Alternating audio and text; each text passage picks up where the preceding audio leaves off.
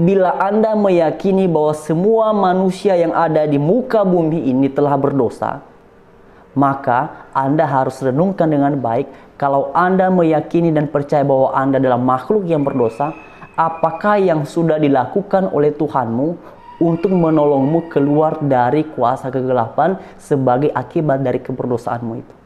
Apa yang dilakukan oleh Tuhan? Kalau Anda memahami Tuhan yang terbatas, ya wajar kalau kemudian Anda berkata bahwa itu tidak logis.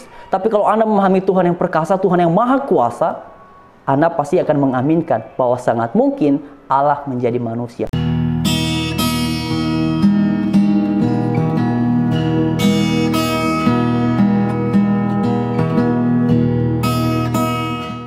Shalom teman-teman, selamat hari Minggu dan selamat beribadah bagi kalian semua. Ini adalah sesi kedua dari pembahasan berkaitan dengan konten ini, dan bagi teman-teman yang belum menonton sesi satunya, nanti akan saya sertakan linknya di kolom deskripsi. Dan seperti biasa teman-teman, sebelum kita membahas konten ini sama-sama, mari terlebih dahulu kita baca Alkitab kita. Sebagaimana kalian semua bisa perhatikan di screen, terdapat dalam kitab Lukas pasal 2 ayat 9 sampai ke 11 begini firman Tuhan. Tiba-tiba berdirilah seorang malaikat Tuhan di dekat mereka, dan kemuliaan Tuhan bersinar meliputi mereka, dan mereka sangat ketakutan. Lalu kata malaikat itu kepada mereka, "Jangan takut, sebab sesungguhnya aku memberitakan kepadamu kesukaan besar bagi seluruh bangsa. Hari ini telah lahir bagimu juru selamat, yaitu Kristus Tuhan di kota Daud." Amin. Nah, sekarang mari kita dengarkan satu cuplikan video berikut. Nanti mengenai sesi satunya, teman-teman bisa memperhatikan linknya di kolom deskripsi ataupun di kolom komentar. Yang didengarkan kok membuat hati jadi tenang, yang sebelumnya itu gundah, kacau, frustrasi, banyak problem. Seakan-akan ini azan menjadi satu jawaban dari Allah Subhanahu wa Ta'ala. Lalu disampaikan kepada Zahra, Amel, kemudian Amel ternyata juga sudah sejak lama berkeinginan pindah agama, tapi tidak berani mengungkapkannya. Nah, setelah itu apa yang kalian lakukan? Setelah itu kami memutuskan untuk bertemu salah satu tokoh agama Islam, khususnya di Bandung itu? Iya, khususnya kami ingin bertanya lebih dalam lagi tentang perbandingan agama Islam dengan keyakinan kami yang sebelumnya, ya, untuk memantapkan. Setelah itu kami memutuskan untuk benar-benar harus pindah agama keesokan harinya. Jadi apa yang dijelaskan Ustadz kepada kalian berdua sehingga semakin memperkuat keinginan pindah agama itu? Tentang poin pentingnya adalah Nabi Isa. Ternyata Islam selama ini mengimani Nabi Isa. Yang di agama kami sebelumnya itu beda. Dianggap Tuhan. Dianggap Tuhan. Jadi maksudnya kok lebih logik gitu Islam itu. Nah teman-teman sekalian, itulah cuplikan videonya, dan dalam bagian ini sudah sangat jelas ya terkait dengan yang sudah disampaikan. Nah sebenarnya di sesi 1 dia ini berbicara panjang lebar, karena itu teman-teman bisa memperhatikan di video sebelumnya. Tetapi mari kita fokus dua hal dalam bagian ini sebagaimana tadi sudah disampaikan. Pertama, terkait dengan keputusannya yang menanyakan tentang perbandingan agama, dalam hal ini tentu saja agama Kristen dan juga agama Islam. Yang menariknya adalah setelah ia bertemu dengan pemuka agama dari Muslim ataupun dari agama Islam, mungkin ini adalah seorang ustadz, besoknya ia memutuskan untuk berpindah keyakinan. Nah ini menarik teman-teman. Saya tidak mempersoalkan tentang beliau ini kemudian besoknya langsung berpindah agama, atau kemudian besoknya langsung memutuskan untuk menganut agama Islam. Bagi saya silakan saja. Tetapi kemudian kalau misalnya kita belajar memposisikan diri kita pada posisi beliau ini, apakah teman-teman akan melakukan hal demikian? Belajar satu hari lalu besoknya langsung pindah. Itu ya teman-teman. Nah selain daripada itu, di bagian terakhir beliau menjelaskan tentang ternyata di dalam agama Islam juga diakui tentang Isa, tetapi tidak sama dan lebih logis katanya, karena dalam agama Islam memandang Yesus ataupun Isa itu adalah nabi, sedangkan kalau di dalam agamanya sebelumnya itu Yesusnya dipandang sebagai Tuhan. Nah mesti dijelaskan lebih dahulu bahwa di dalam keyakinan agama Kristen ini sebenarnya sudah saya sampaikan kemarin di konten yang kemarin kita bahas.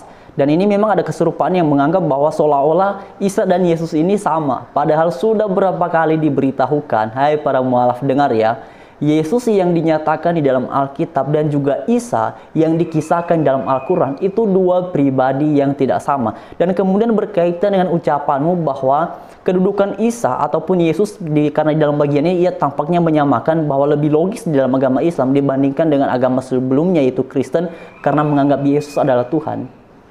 Saya mau tanya ya, dan ini boleh dijawab oleh teman-teman saya yang beragama Islam.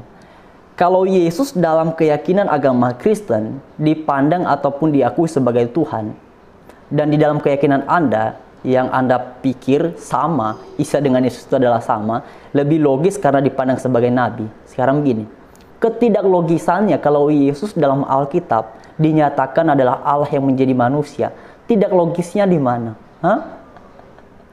Jadi kenapa kemudian Anda membuat sebuah perbandingan, sebuah pernyataan seolah-olah kalau Yesus itu dipandang sebagai nabi lebih logis, kalau dipandang sebagai Tuhan tidak logis? Kalau ia adalah Allah yang menjadi manusia, tidak logisnya di mana?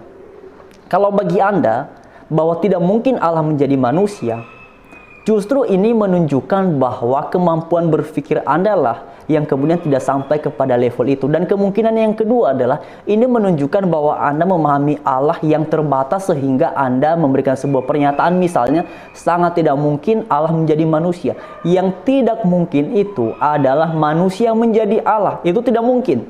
Karena manusia dia tidak maha kuasa. Manusia itu makhluk yang kuasa tapi bukan maha kuasa. Ya. Nah, Allah yang kami kenal di dalam agama Kristen adalah Allah yang perkasa, yang berdaulat atas segala sesuatunya. Ia sanggup menjadi siapa saja yang dikehendakinya, dan berdasarkan pernyataan Alkitab, ia memilih menjadi manusia. Dan itu logis. Karena itulah di bagian awal tadi, teman-teman, dan juga kepada kawan-kawan saya yang non-Kristen, di bagian awal dikatakan di dalam kitab Lukas pasal 2 ayat 9 sampai ke 11, dan berita ini disampaikan oleh para malaikat kepada para gembala, hari ini telah lahir bagimu juru selamat, yaitu Kristus Tuhan di kota Daud. Perhatikan kata-kata ini ya. Ini kebetulan karena ini bulan Desember, sebentar lagi orang Kristen akan merayakan Natal.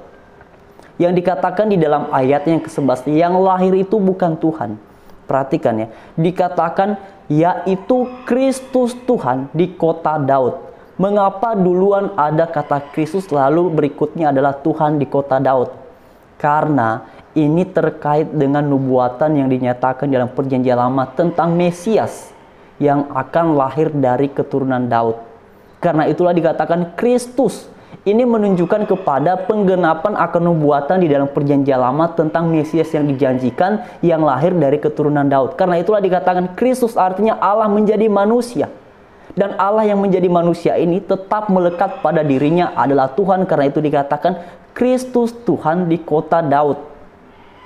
Jadi jangan dibalik, jangan kemudian dikatakan oleh kalian bahwa oh Tuhannya lahir, siapa bidannya, lalu semua orang ketawa. Ya, jangan dibalik. Alkitab mengatakan Kristus Tuhan, ya, bukan Tuhan yang lahir, tapi Kristus. Ini merujuk kepada makna Allah atau Tuhan yang menjadi manusia. Yang mungkin sebagian dari kalian akan berpikir bahwa ini sangat tidak logis. Kalau bagi Anda hal ini tidak logis, itu tidak menunjukkan bahwa ini tidak benar. Kalau Anda menganggap ini tidak logis, itu hanya membuktikan satu hal, bahwa kemampuan bernalar Anda, kemampuan berpikir Anda belum sampai pada level yang demikian. Dan ini sekaligus mempresentasikan seberapa jauh, seberapa mampu Anda memahami tentang Tuhan. Dan inilah keistimewaan, kekhasan dari iman Kristen. Kami meyakini Allah yang perkasa, Allah yang maha kuasa, yang sanggup menjadi seperti yang Ia mau. Dan Ia memilih menjadi manusia. Dan Allah menjadi manusia ini dalam Alkitab ini menunjukkan kasih-Nya yang besar kepada umat manusia, dan terkhusus kepada setiap yang pada akhirnya menjadi percaya kepadanya. Jadi itulah Allah kami, Allah yang luar biasa. Ketika manusia berada di dalam keberdosaan, ketika manusia berada di bawah di kuasa kegelapan, Ia datang untuk menyelamatkannya. Nah, dalam keyakinan agama sendiri, agama Anda, saya mau tanya dulu, ini bisa dijawab oleh teman-teman saya yang beragama non-Kristen. Apakah di dalam keyakinan agama Anda meyakini sebuah fakta bahwa pada dasarnya semua orang telah berbuat dosa? Dan ketika semua orang telah berbuat dosa, apakah yang dilakukan oleh Tuhanmu sebagai upaya agar Anda selamat dari dosa Anda? Sebab akibat dari dosa tentu saja adalah maut. Jadi apa yang dilakukan oleh Tuhan Anda ketika Anda sudah berada dalam keberdosaan? Kalau di dalam Alkitab, Tuhan kami menjadi manusia untuk menyelamatkan kami, dan itu adalah kasih yang luar biasa. Jadi sekian teman-teman, saya berharap bagian ini memberikan kita edukasi yang baik, dan pada akhirnya Tuhan Yesus memberkati kita semua. Haleluya. Shalom.